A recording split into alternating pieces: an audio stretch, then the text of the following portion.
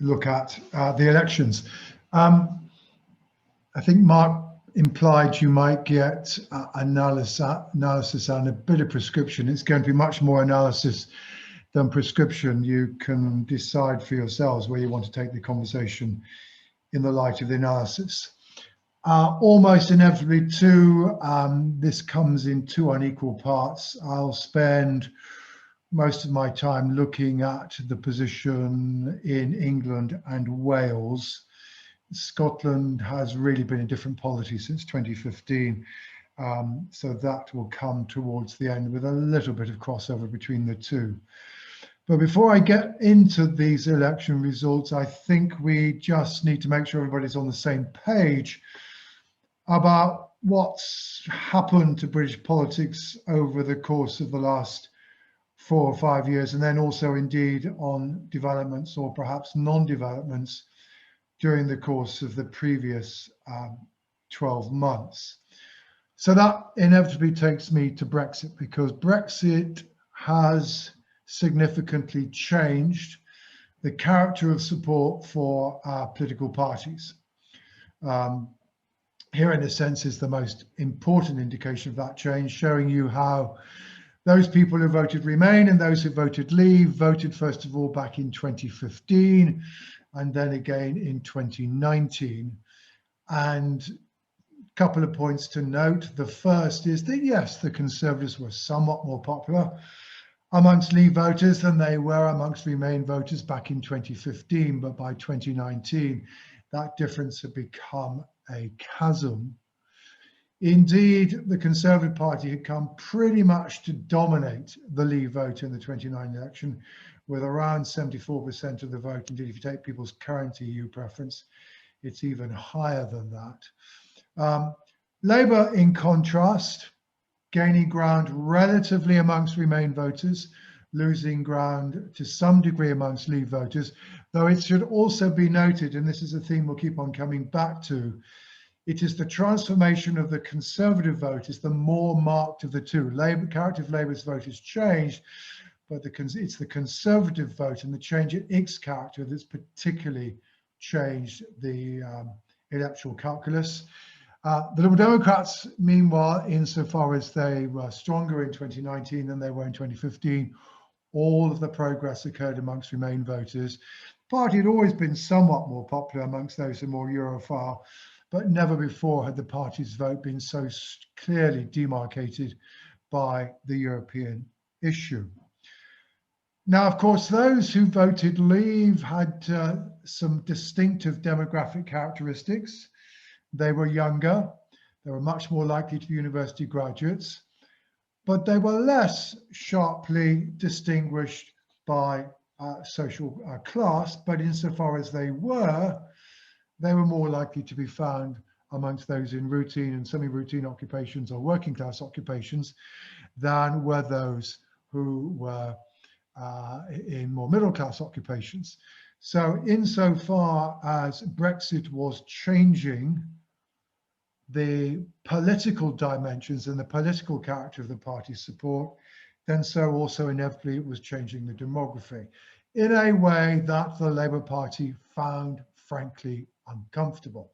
So even in 2015, the Conservative Party was still more popular amongst middle class folk than amongst working class folk, while the party certainly retained its traditional particular strength amongst small employers.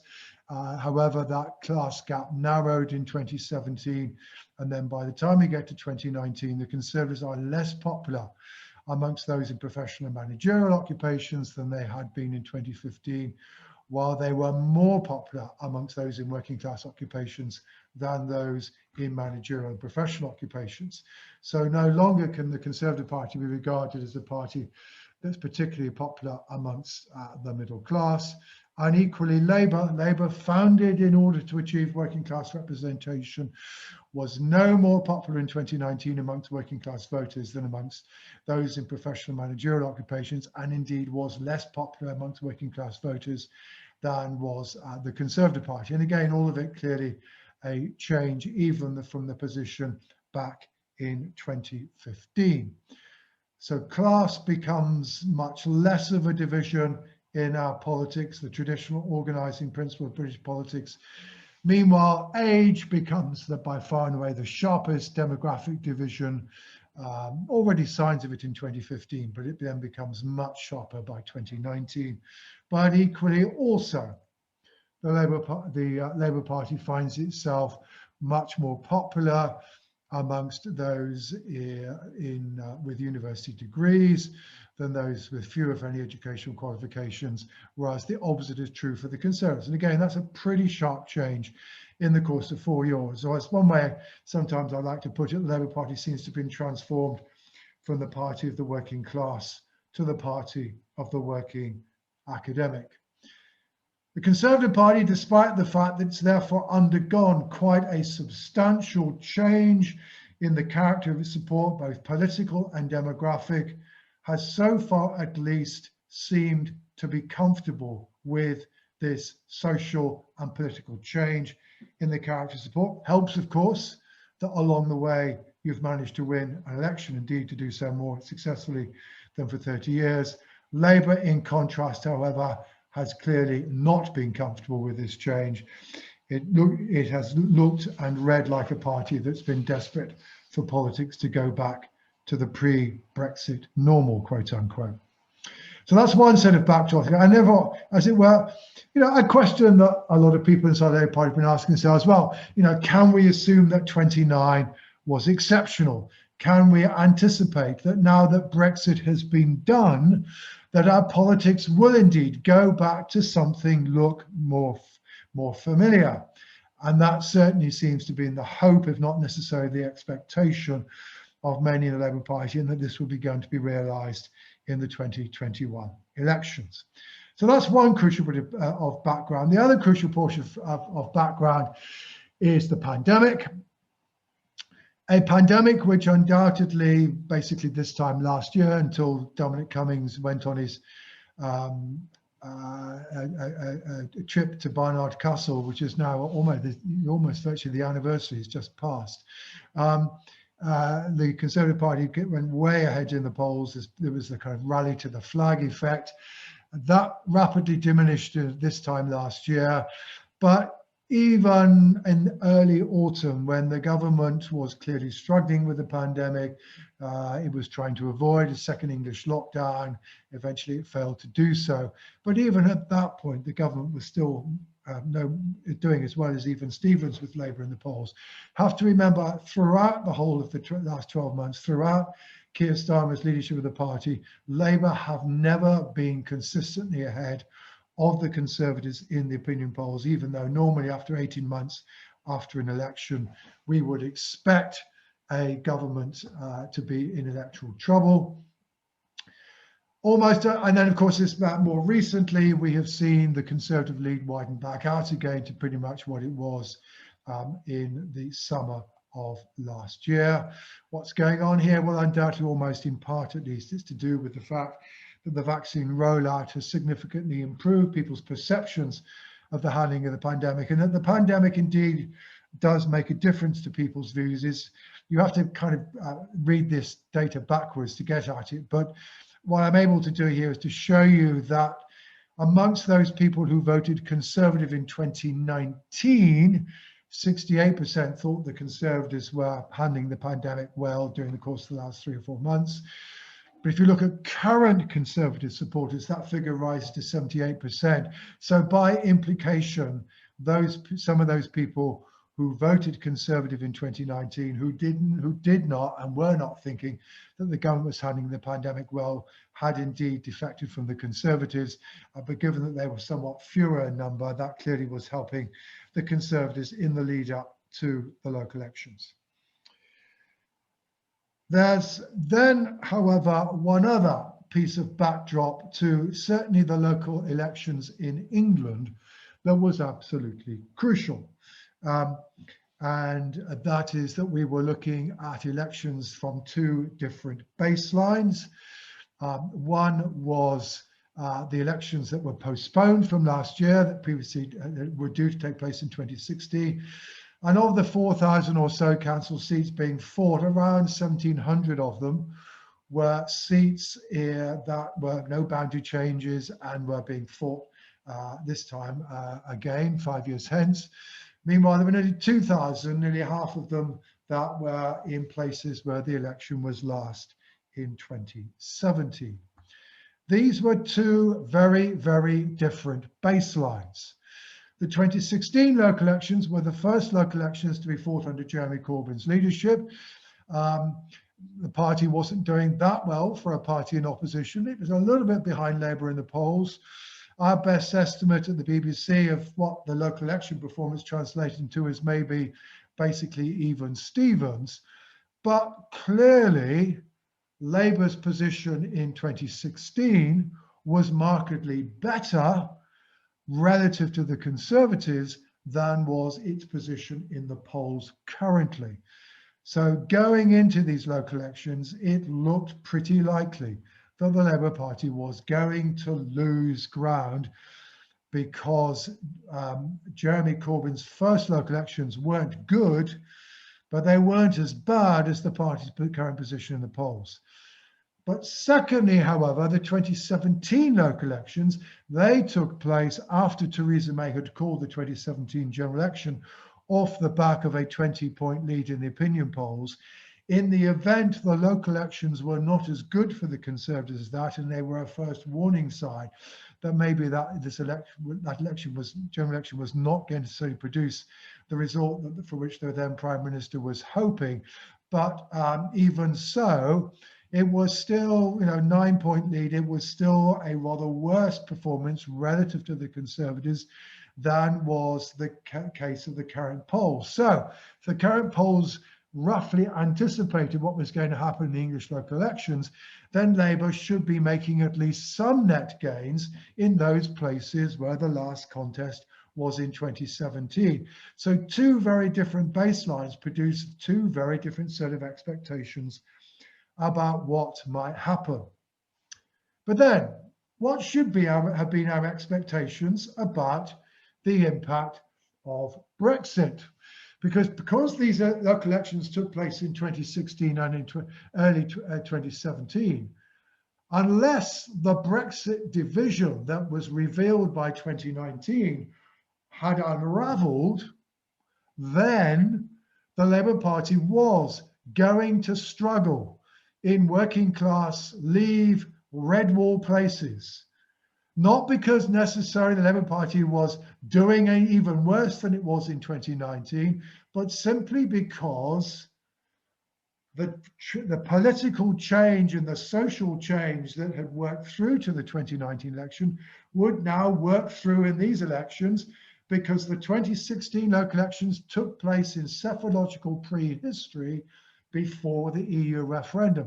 And even in 2017, much of that political and social change had not worked through our politics.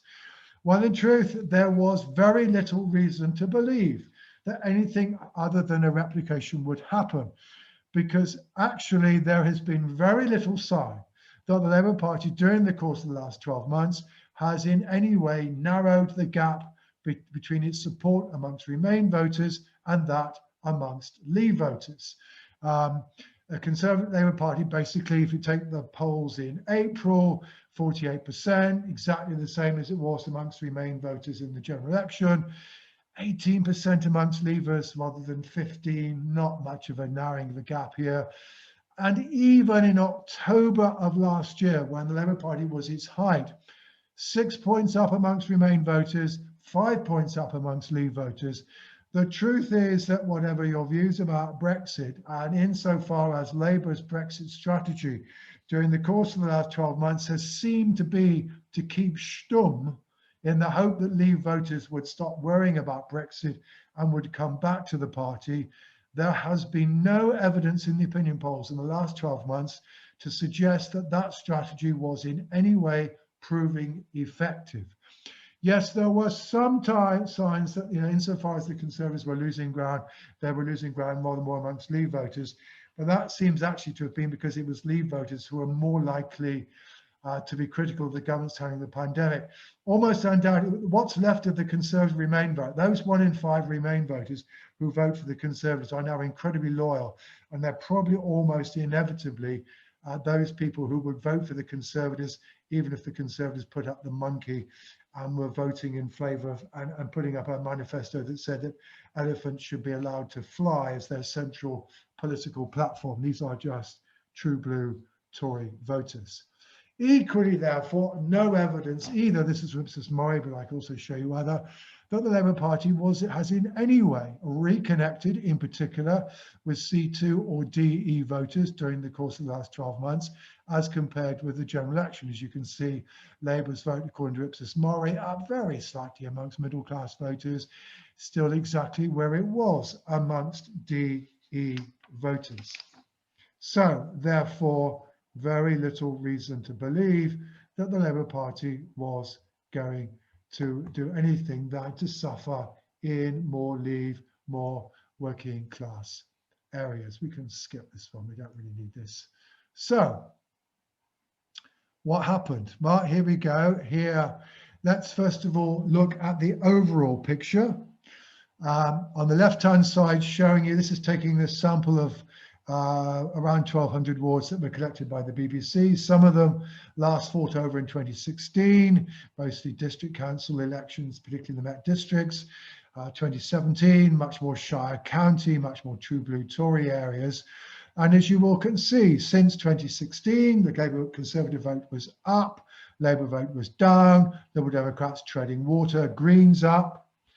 Compared with 2017, in contrast, the Tories down a bit, Labour up a bit, Liberal Democrats again treading water, Greens up even more. So overall, the baseline mattered. Labour was indeed managing to hang on, for the most part, relative to the Conservatives in 2017 fought places, whereas it was losing ground heavily in 2016 ones. And therefore, the turnover of seats was different too. Nearly all of the Conservative gains were in places that were last fought in 2016. Conservatives made no net gains in the places with no change boundaries that were last fought over in 2017. Labour lost some seats on the 2017, but most of them were in 2016 seats.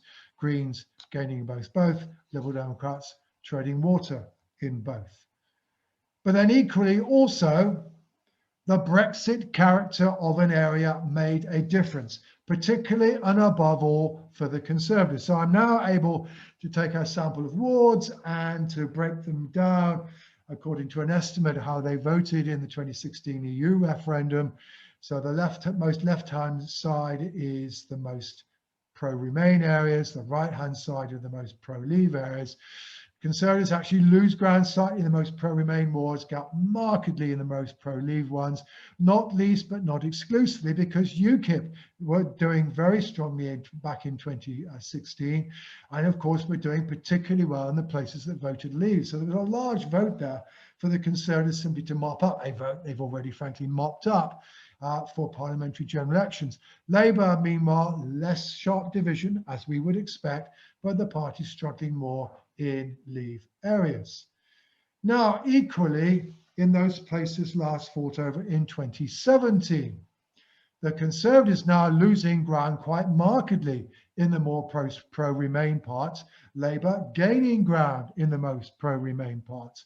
Why are Labour getting relatively good results in some of the county councils in the south of England? Because these were areas that were more pro-Remain with a 2017 baseline, ergo Labour, as one could have forecast in advance, were doing relatively well. But I do not think these should be interpreted as evidence in some way or another of Labour showing particular green shoots in a particular part of the country. It's just simply the different baseline. But basically the Brexit division is just having the same impact on the 2017 seats as it did in the 2016 ones. And then again, you'll see the Greens also tending to do relatively well in the Remain areas. This does therefore mean, and it doesn't matter whether you're looking at the change since 2016 or the change since 2017, that if we divide wards up according to their class character, that the advance of the Conservatives is strongest in wards with most working class people. Labour's fallen back most amongst those. And it basically the same is true whether you're comparing 2016 or 2017 wards. It just means that because of the different baseline, Labour therefore are gaining ground relative to the Conservatives in more middle class type wards. Equally, it does therefore all mean that the Labour Party does relatively well in places with lots of university graduates. The Conservatives hardly make an advance at all, even as compared with 2016, and that therefore the Conservatives are losing ground more in places with lots of graduates since 2017, and Labour gaining ground. So in all, therefore, basically the message from the English local elections is that very little has changed since 2019. Labour are not quite as far behind in terms of the overall share of the vote, but they're still well behind. That certainly meant as compared with in 2016, they were in a much weaker position. But then the Brexit divide just plays through these local election results in a way that what you would expect. And truth is, the same is true of London. London is pretty pro-Remain, and therefore basically there's only a slight swing towards the Conservatives across London as a whole, and that is true whether you're looking at the mayoral election or whether you're looking at the GLA list vote. And again, Greens doing relatively well in a rather more Remainy part of the country. London, therefore, for the most part, it doesn't really, largely speaking, fits the broader pattern in provincial England. What doesn't, of course, is Wales. Don't have time to go into Wales in detail, but I will simply want to argue here that while management of the pandemic and Mark Drakeford's high profile may have helped, there are also structural features to devolved elections in Wales and the character of the constitutional debate in Wales that makes it possible for Labour to prosper in a way that it certainly can't do so in Scotland, and also made it easier than the position it was facing in England. So here's the evidence that indeed Labour were largely speaking bucking the trend. What I've done here is to again can show you how Labour was doing in Wales as broken down by the Leave character of constituency as compared with the equivalent data for wards. So for example, if we take the most Leave parts of Wales as in the far right hand side, Labour's vote is up by 5 points in the most Leave parts of Wales as compared with 2016, compared with a 5-point drop in the most Leave parts. Most Leave wards of England of a similar character. And equally, the Conservatives are doing better in the more Remain parts of Wales, but they're not doing as strongly. The gradient is not as sharp as it was if you do the same analysis in England. Indeed, basically, Labour's performance, in contrast to England, is largely much the same, irrespective of how much the area voted Leave. Now, part of what's going on here is that particularly in Senate elections, and it is more true of Senate elections than it is of Westminster. If you look at Westminster voting intentions, it's there, but it's not as sharp. Notice that whereas in England, the Conservative Party's mopping up still 66%, 70% of the Leave vote, in Wales for Senate elections, it's less than 50%. And therefore, it's down at 44%. So therefore, the Brexit division is not working to the Conservative advantage to the same extent that it is in England. And meanwhile, Labour, at least, is able to mop up the Remain vote as strongly in Wales as it is in across Britain as a whole, and therefore primarily in England. And in part, the reason for this is that the Brexit division is not that strongly related to people's attitudes towards the constitutional question. And the constitutional question works in such a way in Wales that even though Plaid do relatively well in Senate elections and pick up 38% of the votes of those people who would vote in favour of independence, notice that the Labour Party in Wales is able to do relatively well amongst both yes voters and no voters to independence. It's actually slightly more popular than Plaid voters amongst yes voters. So the constitutional division in Wales, it's nothing like as sharp as it is in Scotland, as I will show you. It provides space for a party that's in the middle. It provides space for a party that is able to appeal to Remain voters. And the Conservative division, it's not just that the Conservatives are overwhelmingly only getting people who are opposed to independence, but also the Conservative Party is particularly dependent on those people who frankly would vote to get rid of the Senate. So the constitutional division means that the Conservative appeal in Wales is not, as the party is not able to dominate the Unionist vote in Wales in the way that you'll see it's able to do to some degree in Scotland. So there are opportunities for Labour in Wales, particularly in Senate elections, to bridge the constitutional divide, and that provides it with a platform that enables it to some degree not to suffer from the Brexit divide, not least because the Conservatives in Wales, particularly in Senate elections, are not able to mobilise Brexit to the same way as they are in England. Okay, so I'm not going to go all of this. This is what I said essentially about England and Wales. You're happy to look at this at your leisure. I just thought briefly before I go on to Scotland, you know, what about Labour's current dilemma? Because of course, since the local elections, Labour's support has fallen. Again, in the polls, the party's now well and truly behind. And what's the answer is basically the party has lost ground amongst Remain voters, as you can see, 49% in April, 45% now, and it's lost ground amongst Leave voters, 17% in April, 13% now. So again here now, much as last October, when Labour's vote rose, the structure was there, unchanged. It's just that Labour is more popular amongst both groups. When Labour falls away, it's falling away amongst both groups, which does therefore mean a part of the answer to the question of Labour's dilemma is that even if you don't change the character of the party's vote, and particularly appeal to Leave voters, just making the party more popular across the board is one answer, perhaps one other obvious answer to the party's current dilemma. Okay, much more briefly, but not unimportantly, Scotland. At first glance, the result in Scotland looks remarkably undramatic. No party's vote goes up or down more than by 1 percentage point, and no party's seats goes up or down by more than a couple of seats.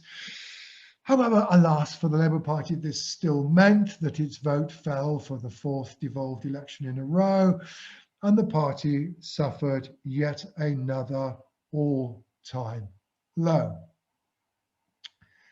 But what's all this about? What underlies the fact that the SNP got a record share of the constituency vote for a party, albeit only a narrow increase, etc.? Well, as you're probably aware, support for independence in Scotland has been markedly higher in the course of the last 3 years.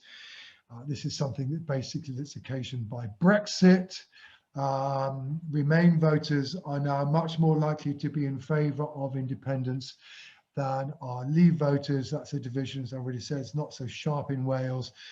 It was non-existent in Scotland in 2016. It's now become a quite sharp division so far as people's attitudes towards independence is concerned. And it's also resulted in an increase in support. We got it basically 2019, support for independence reached 49%. It then got to higher figures during the pandemic. It's gone back down again, but it's still at 49%.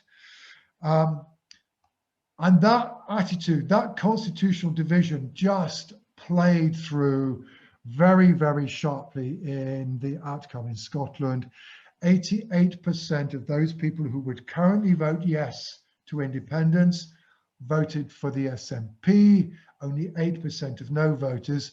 So the Labour Party inevitably is just fishing now in no waters, in unionist waters. This is a new position. The SNP, even in 2016, was picking up the support of 1 in 5 of those who would vote no, and equally 1 in 5 who would vote yes were willing to vote for unionist parties. The constitutional question has become absolutely central to how people voted in Scotland, even to the extent that the traditional left-right divide was ignored by voters in a dozen or so opposition-held seats that were being defended against the SNP, where anti-SNP tactical voting between Conservatives and Labour played very, very strongly. As you can see, in seats that the Conservatives were defending against the SNP, the Conservative vote increased, Labour's vote fell. In contrast, in the seats Labour was defending against the SNP, the Conservative vote falls heavily, Labour's vote increases. But what you'll also be aware is Labour did particularly badly on the list vote, as indeed as they did in 2016. Well, part of this is because, again, they're only able to fish in unionist waters. And again, very, very sharp division on the list vote. But what also seems to be going on here is the Labour Party looks as though people are taking the Conservative message, which is the best way to try to stop the SNP is to vote for the Conservatives on the list vote. And in particular, notice on the right-hand side, in this tendency of voters to switch from Labour on the constituency to the Conservatives on the list was particularly marked in seats where the SNP were defending against a second-placed Labour challenge. And the opinion polls were also saying about 1 in 8 of Labour's constituency voters were going to switch to the Conservatives on the list. Now, one of the hopes that people have for some people inside the Labour Party is that federalism or Devo Max is going to come to the party's rescue north of the border, and that this will eventually be able to ameliorate the sharp constitutional division.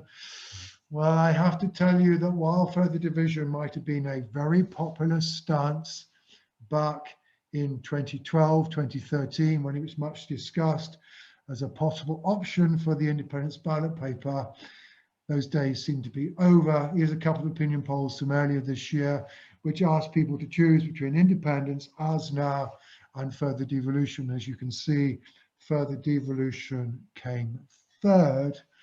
And then finally, the other thing you need to understand about Scotland, which again puts the Labour Party in a more difficult position in England or than in Wales. Labour in the end may still be able to get around half of the Remain vote in England and in Wales because of the relative ineffectiveness of the competition that the party faces from the Liberal Democrats. But in Scotland, there is plenty of competition from the SNP. Indeed, as you will see, that one of the ways in which the SNP vote has changed, as has the character support for independence. The party is now, twice as popular amongst Remain voters, amongst Leave voters. That therefore leaves Labour with little to pick up in the way of the Remain vote, in contrast to England and Wales. So, I mean, certainly it's pretty difficult in Scotland to be trying to plough your furrow if you're wanting to plough something of a middle path on the union, or indeed to say to people, the constitutional question doesn't matter. It does, and you're basically only ploughing the unionist furrow, but against an opponent who is able to plough that furrow more effectively than you. And meanwhile, you're also trying to keep stum about Brexit. Well, you do face a party that definitely doesn't want to keep stum about Brexit. So you can see, whatever Labour's difficulties south of the border, its difficulties north of the border are certainly writ large and were confirmed by this election. Thank you very much, John. Fascinating analysis and insightful. Not happy listening for Labour activists. I'm picking up a few sort of signals here. One is that we've almost accidentally picked up votes from Remain voters whilst trying to chase Leave voters who Labour lost in 2019, producing some of those surprising results. Another is that Labour is just not choosing a side in some of these key debates, even though voters are signalling that they want to pick a side. A lot of people will, of course, be upset with us no matter what we choose, but perhaps the pattern isn't holding as well as we might hope. We have about 25 minutes of John's time.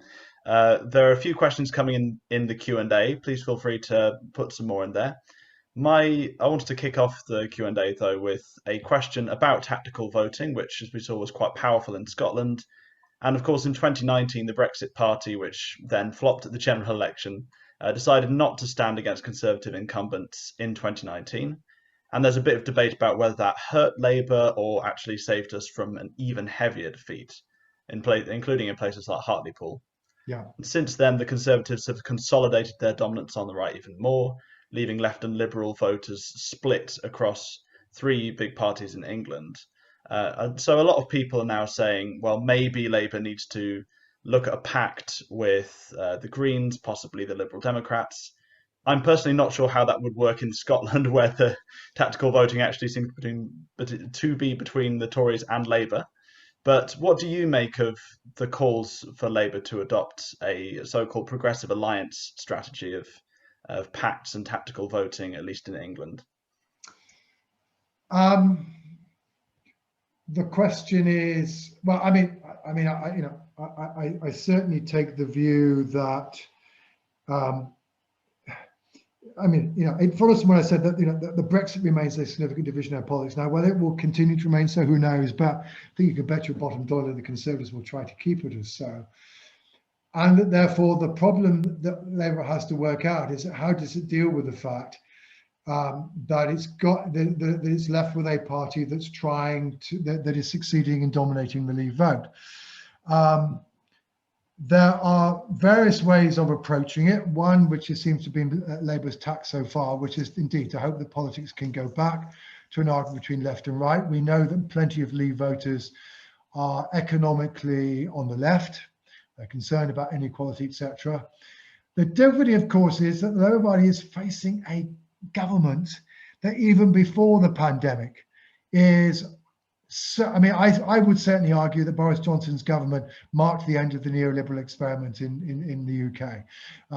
That this is a government that, at least when it comes to capital spending, is pretty interventionist.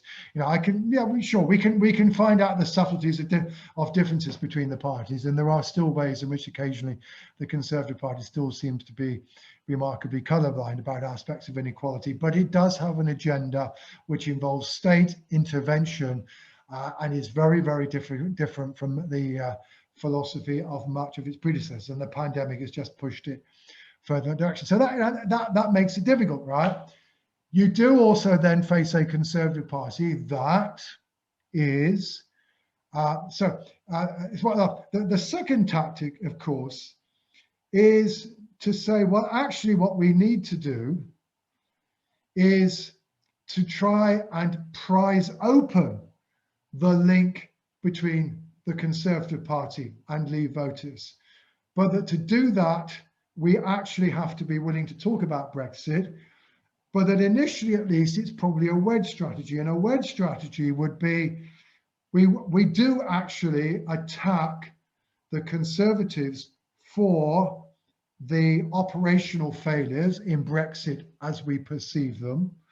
We also are aware that actually there isn't much appetite for regulatory de-alignment amongst Leave voters. That much is pretty clear. And so when the Conservatives are indeed going down in that direction, we are willing to attack them and say this is part of an agenda that Leave voters aren't in favour of. Yes, that does mean you're going to get attacked for being Remoaners, but look, you're going to get attacked for being Remoaners anyway. Boris does it every time. he wants to do so. And that in the end, you know, the aim of that strategy has to be twofold. One is to reduce the level of support for Leave, and second, to try to break between the Leave and the Conservative Party. And if you begin to have work on that, you can go further, and you may be able to live without Progressive Alliance. If you're going to go for the Progressive, I mean, there are then two types of Progressive Alliance. There is one Progressive Alliance to which I think the Labour Party might as well accommodate itself now, and that is a post-election Progressive Alliance. It is extremely unlikely that the Labour Party is going to be able to win an overall majority at the next election. I mean, not least because of Scotland. However, the Conservatives are not coalitionable. And once the Conservatives are below about 320 seats, and even that may not be enough, they're basically out on their ear. Because there is no way that the Liberal Democrats or the SNP are going to allow a pro-Brexit Conservative administration to remain in office, right? Now, there may be all sorts of prices to pay, however, so start thinking about it. One is indeed perhaps revisiting the free trade agreement. The second is accepting a Scottish referendum if it hasn't happened by then. And the third is think hard about PR, guys, all right? So these are all things which are going to be on the agenda of those parties. And, you know, Labour Party will be faced with a Faustian bargain of, well, are you willing to sell your soul for a mess of pottage in the short term, even if you don't necessarily think it's in your interest in the long term? So that's one area. The more difficult area is what do you do beforehand? I mean, you know, there was an attempt to stimulate anti-Brexit postal tactical voting in the 2019 election between the Liberal Democrats, the Greens, etc. I mean, our analysis is that, frankly, it didn't do much good. It didn't really work, partly because, you know, the Plaid vote is not that pro-Remain, etc. And that sometimes, you know, sometimes actually, you know, voters just weren't willing to transfer. So you have to be aware, you know, will voters be willing to transfer? And that can be difficult. You know, there I can see the difficulty, but on the other hand, trying to do some of the, you know, tactical voting. You know, I mean, you know, the Democrats are clearly relatively well placed in some Conservative Remain seats that you are not particularly well placed, and where, frankly, you would rather you do badly need them to do well. So certainly standing, you know, not necessarily formally standing aside, but informally standing aside, and the Democrats equally not trying in some place. You know, probably some of that might end up being more effective than you know, a formal Progressive Alliance. But equally, on the other hand, just also be aware. I mean, the other thing it seems to me the Labour Party has to worry about is, you know, at the moment, I mean, you know, I think it's very fortunate for you the Liberal Democrats have taken away the wrong analysis. I mean, it is not obvious at all why the Liberal Democrats are not just going, we are the pro-Remain party. I think they completely misinterpreted what happened to them in the 2019 election. They seem to feel that they oversold and they therefore lost out. I mean, all that's happened to the Liberal Democrats since 2019 is that half their votes gone to the Labour Party. All right.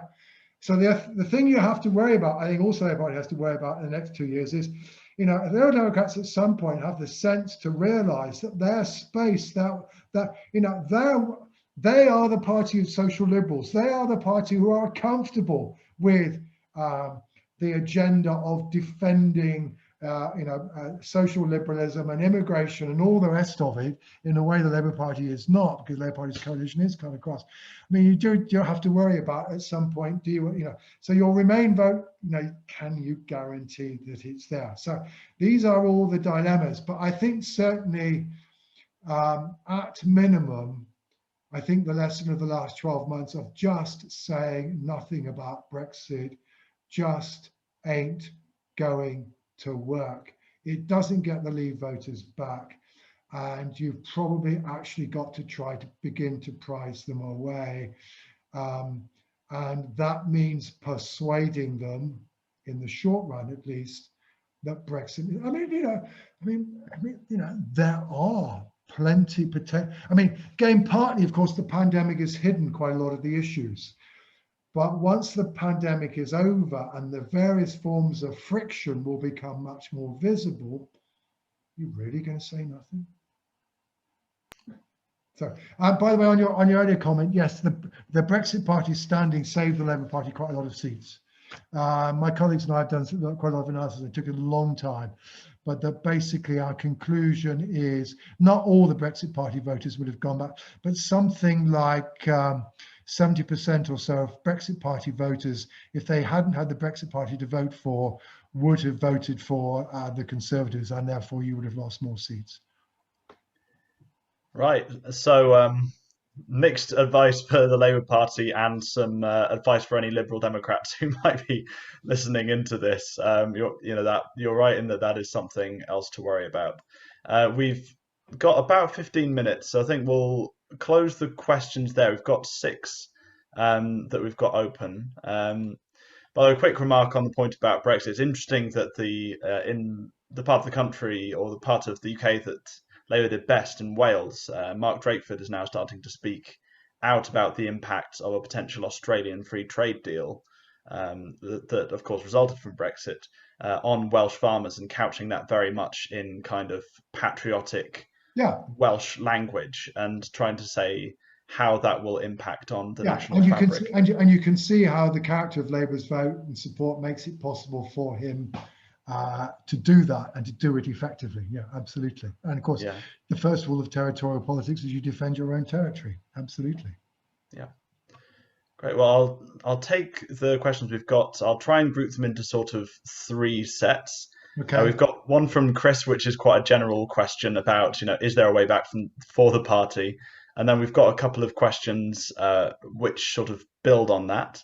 We've got another question from Tony, who is asking, based on this analysis, does this mean that Labour need to wait for, let's be nice and say, demographic change in former red wall areas before Labour can become competitive in a general election in England? So sort of more young voters entering. And then we also have a question about the so-called blue wall, which seems to be hopeful thinking, but there seems sort of those seats in southern England which have previously voted Conservative almost all the time, but have a lot of graduates, liberal-leaning voters, Remain voters. So does Labour have a strategy, or is it possible for Labour to win by targeting those? Okay, let me pick up the middle one first. It's certainly something for the Conservative Party to worry about. The character of its vote demographically just looks horrendous in the long term. And unless the Conservative Party can make itself more popular amongst at least today's middle-aged folk, let alone younger folk, in the long run, but of course it will be quite a while before these things begin to have an impact, the Conservative Party is going to be in quite serious electoral trouble. There is no doubt about that.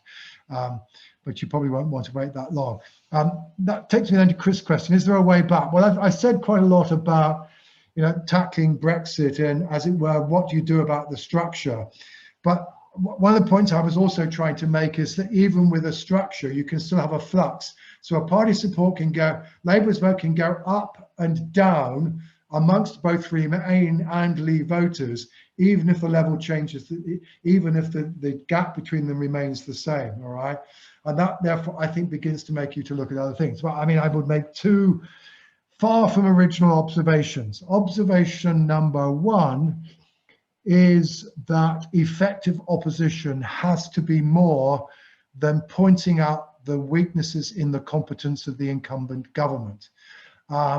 in particular because, of course, it was Labour's misfortune that while that was working reasonably well for quite a while, the government at least got one thing right, and got one thing stupendously right in the pandemic, which of course was the vaccine rollout. And therefore that has undoubtedly improved perceptions of the government's competence. I mean, even its competence in dealing with Brexit has improved in the wake of all of this. And of course, and this brings me on to my second point, effective opposition is a combination of saying, what you've done is wrong, and this is what we would do. And strikingly, with one or two rare exceptions, and again, it's been at one or two points during the pandemic when Keir Starmer has been willing to say we should lock down ahead of the government, but that's really only it.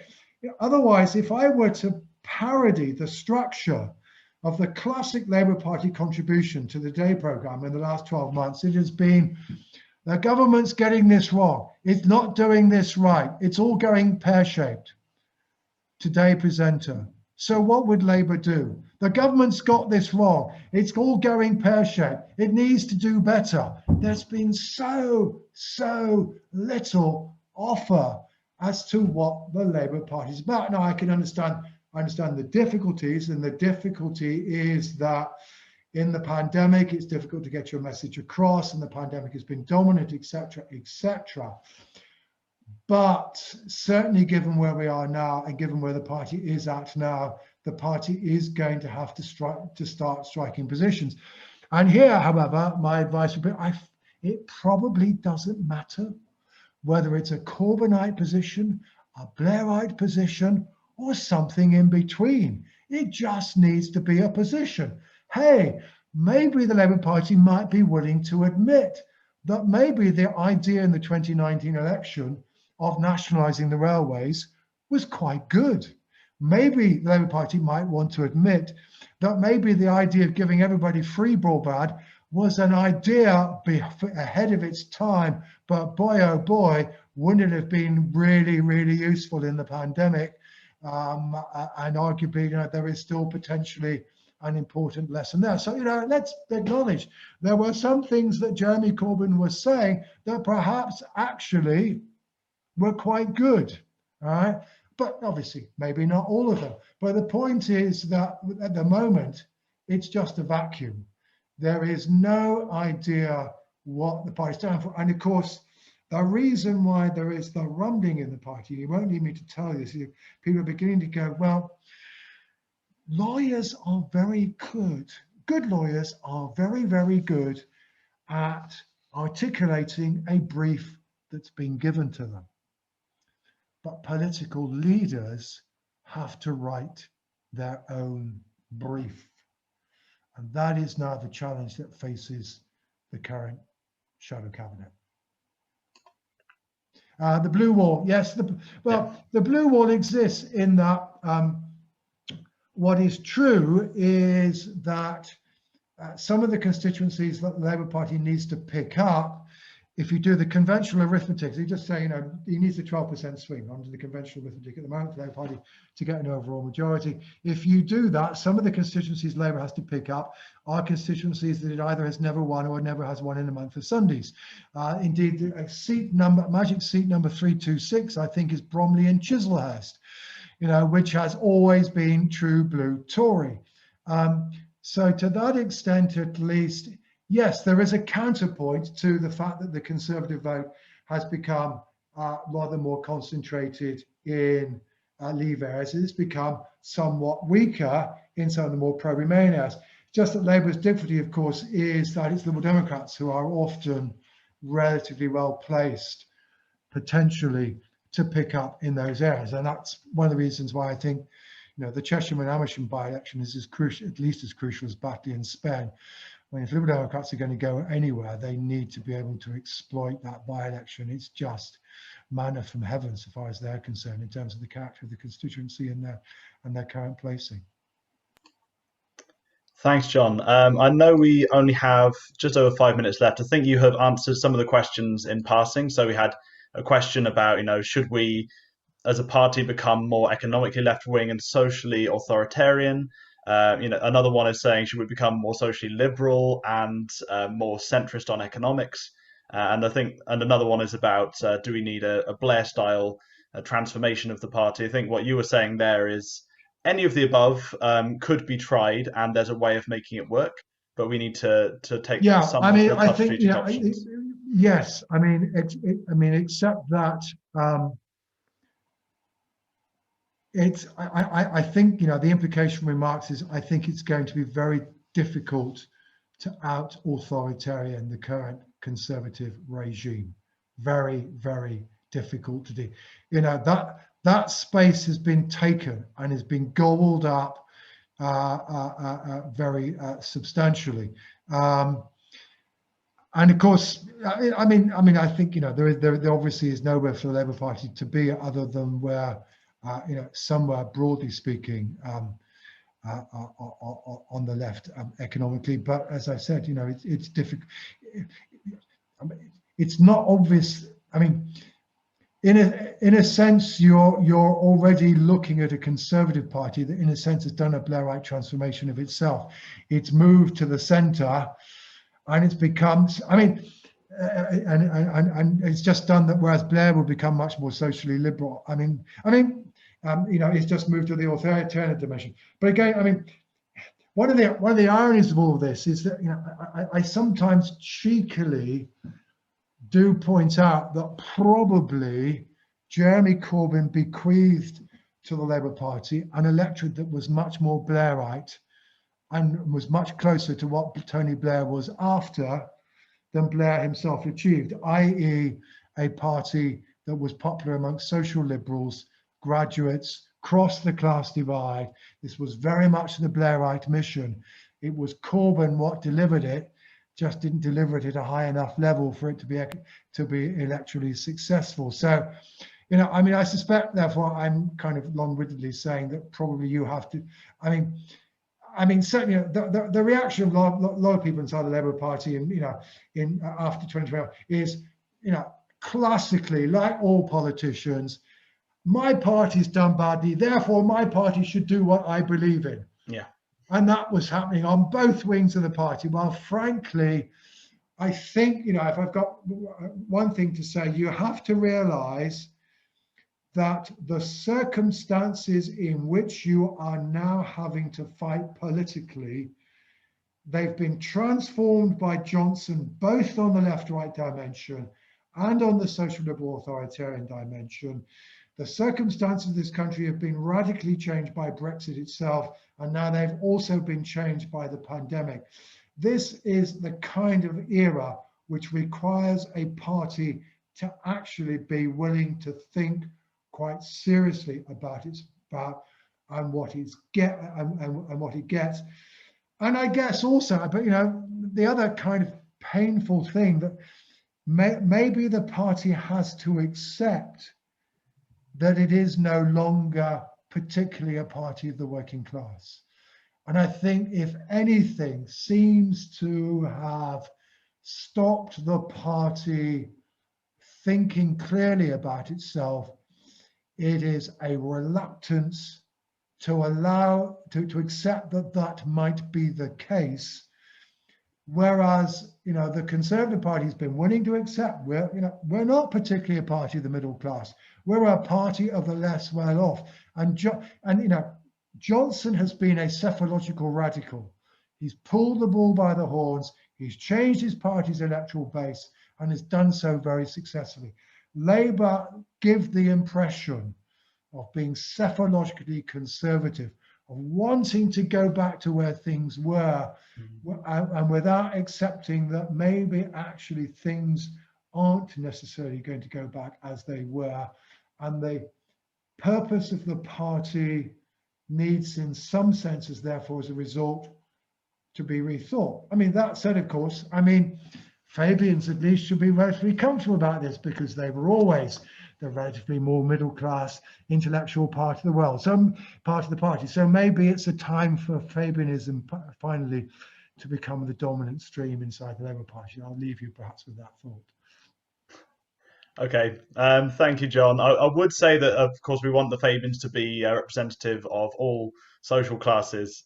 you know, even if that's not always been our past. But perhaps that's something hopeful to end on. We did have a couple of questions we had time for about some bright spots where Labour did a bit better with working class voters. Like Worthing, for example, did relatively better amongst Leave voters. Preston, places like that, and it shows that there is a role for local leadership and being popular and doing that community organising. Oh yeah, I mean, local elections always have quite a substantial amount of variation. I've talked about the broad trend. Yeah, of course, you will always find odd places where parties do particularly well and particularly badly. That's just in the nature of local elections.